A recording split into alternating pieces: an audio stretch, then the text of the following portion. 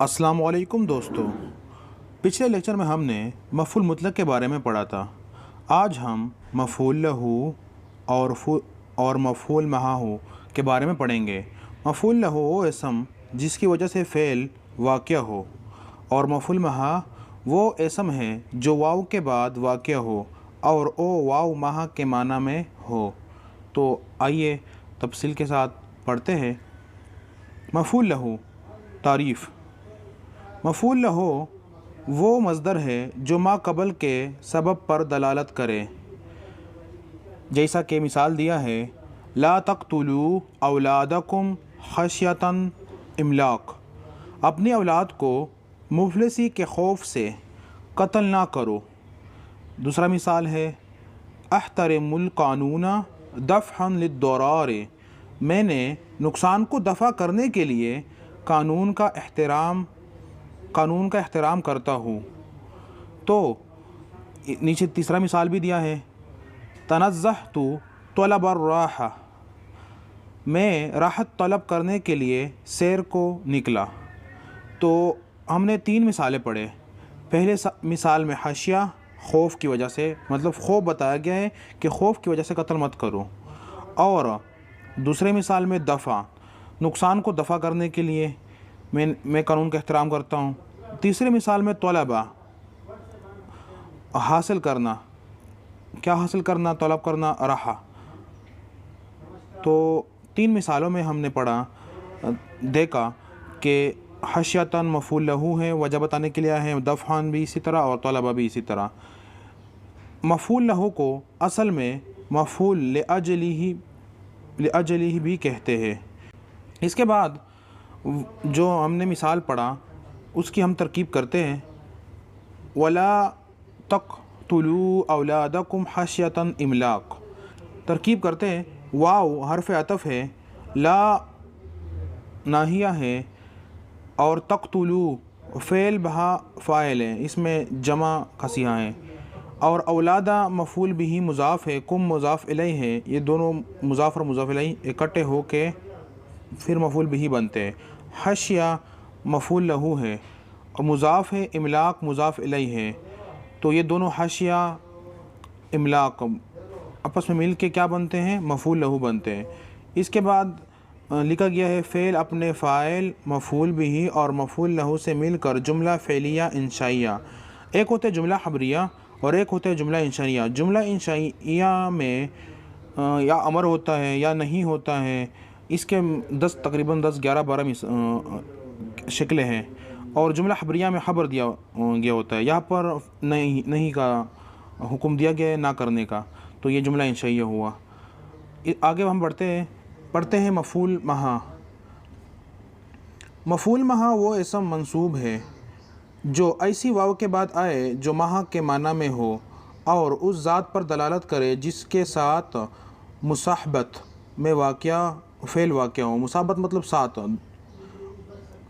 مع کے معنی بھی اکٹھا مصاحبت کا ہے۔ جیسے مثال ہے جاء الامیر والجیش، امیر لشکر سمیت آیا، جاء آیا الامیر والجیش، جیش لشکر کے ساتھ امیر آیا، یا امیر کے ساتھ لشکر آیا ساتھ۔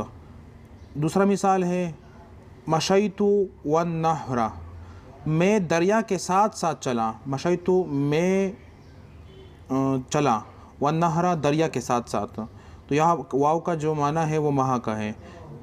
ان مثالوں میں الجیش والنہر مفعول معہ ہے۔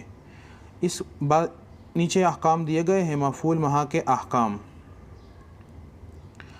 اگر واو کے ما قبل حکم میں شریک نہ ہو سکتا ہو تو اس پر نصب پڑھنا واجب ہے۔ استيقظت وطلوع الفجر، میں طلوع فجر کے ساتھ ہی بیدار ہو گیا۔ مطلب ایک ہوتا ہے واو عطف، وہ دونوں کو ملانا، شراکت کرنا، اور ایک ہوتا ہے واو معہ کی معنی دینا، تو یہاں پر تو شراکت نہیں ہو سکتا، واو عطف نہیں آ سکتا۔ واو عطف میں جو پہلے کا اعراب ہوتا ہے بعد میں اس کلمے کا اعراب بھی وہی ہوتا ہے، اور واو معہ جو ہے اس کے بعد کا جو کلمہ ہوگا وہ کیا ہوگا؟ منصوب ہوگا۔ تو یہاں پر واو جو ہے وہ مہا کے معنی میں ہے، میں طلوع فجر کے ساتھ ہی بیدار ہوا، تو طلوع فجر بیداری میں متکلم کے ساتھ شریک نہیں ہو سکتا، اس لیے نصب پڑھنا واجب ہے۔ مطلب یہ واو حرف عطف میں سے نہیں ہے اور نہ یہاں پر اپلائی ہو سکتا ہے۔ اس کے بعد اگر واو کے بعد ما قبل کے حکم میں شریک ہو سکتا ہے تو مفعول مہا ہونے کی وجہ سے نصب پڑھنا اور معطوف ہونے کی وجہ سے ما قبل کا اعراب دینا دونوں جائز ہے۔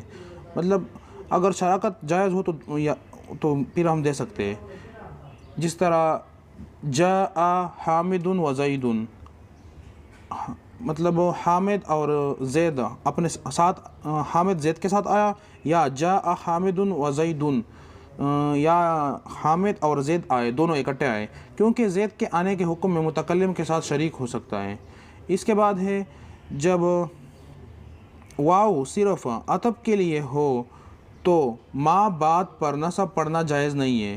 ایسا تب ہوتا ہے جب عطف کے لیے خاص ہونے کا کوئی قرینہ پایا جائے، کوئی قرینہ مطلب کوئی وجہ پایا جائے۔ مثال ہے حضر محمد و علی قبلہ، قبلہ قرینہ ہے کہ واو عطف کے لیے ہے، اور دوسرا جملہ ہے تبازر محمد و علی، فعل کے ایک سے زائد فاعل کا تقاضا کرنا قرینہ ہے کہ واو عطف کے لیے ہے، اور نیچے دیا ہے مفعول مہو کو اس کے عامل پر مقدم کرنا جائز نہیں ہے۔ تو مطلب ہم لحاظ اس طرح، جس طرح وزیدن جاء حامد، اس طرح پڑھنا صحیح نہیں ہے۔ اس کے بعد ہے نمونہ ترکیب، جاء الامیر والجیش۔ جاء کیا ہے؟ فعل ماضی مبنی بر فتح ہے، الامیر یہ لفظی تحلیل ہے، الامیر فاعل مرفوع رفع کی علامت الضمہ ظاہرہ ہے، واو حرف ہے بمعنی مہا ہے، مبنی بر فتح ہے، مہا حرف من حروف میں سے ہے نا۔ الجیشہ مفعول مہا منصوب ہے، نصب کی علامت فتح ظاہرہ ہے۔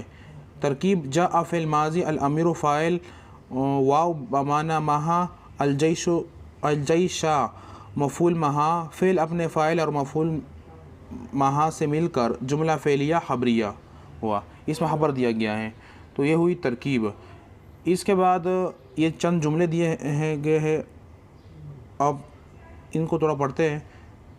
قعدت عن الحرب جبنا، تو یہاں پر جبنن جو ہے بزدلی دکھانا، بزدلی کی وجہ سے بیٹھ گئے جھگڑے سے، تو جبنن مفعول لہو ہے، بزدلی کی وجہ سے وجہ بتائی گئی ہے۔ خشیتاً خوف، اور حیاءً حیا خاموش ہوئی حیا کی وجہ سے۔ اسی طرح نیچے بھی جملہ ہے، اور مفعول مہا ذهب زید والکتاب، زید گیا کتاب کے ساتھ، اکلت وزیدن میں زید کے ساتھ، ذهب البر، تو یہاں پر بھی وہی معنی ہے، اجلس و احاق بیٹھنا اپنے بھائی کے ساتھ، تو مطلب انشاءاللہ ان مثالوں سے کچھ نہ کچھ سمجھ آیا ہوگا۔ ویڈیو کو لائک کریں، شیئر کریں، اینڈ چینل کو سبسکرائب کریں۔ والسلام۔